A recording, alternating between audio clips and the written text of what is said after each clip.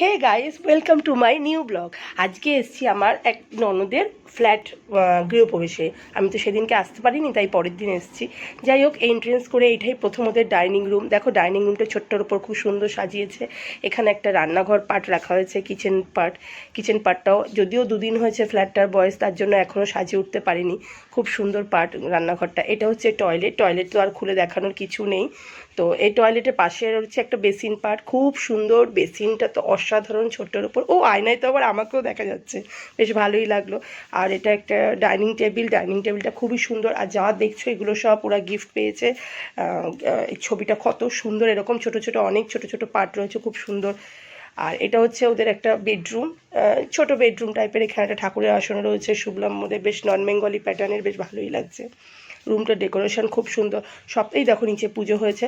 সব থেকে ভালো হচ্ছে ওদের দেয়ালে অসাধারণ কিছু প্রিন্ট করা রয়েছে। প্রিন্টগুলো খুবই ভালো লেগেছে, তোমরা এক্ষুনি দেখবে। ওই দেখো, আর নিচে আমার ছোট্ট পুচকে ভাগ্নে পুপু আবার লজ্জাও পাবে, কি করবে, বড় হয়ে গেছে তাই মাথা নিচে করে নিয়েছে।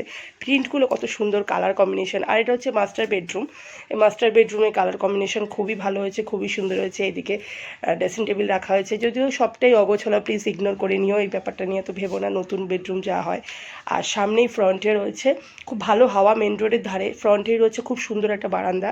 প্রচুর গাছ লাগিয়েছে, গাছগুলো এখন ছোট বলে, ইন ফিউচার গাছগুলো যখন বেশ বড় হবে খুবই ভালো লাগবে। দেখেছো কতটা পার্ট। এখানে সন্ধেবেলা একটা চেয়ার নিয়ে আর কফি নিয়ে বসে আর কি চাই, অসাধারণ সুন্দর। নিচে মেন রোড, গাড়ি ঘোড়া যাবে, গান চলবে, লাইটের নিবু অন্ধকার, খুবই ভালো লাগবে। আর আমার তো মিঠি রানী ওখানে দাঁড়িয়ে পোজ দিতে ওস্তাদ। আমার ভিডিওটা যদি ভালো লেগে থাকে, লাইক কমেন্ট শেয়ার করো আর সাবস্ক্রাইব করতে ভুলো না। আর কি আর বলবো, নতুন করে বলার কিছু নেই। আমার গলার ভয়েসটা ইগনোর করে টাটা, বাই বাই।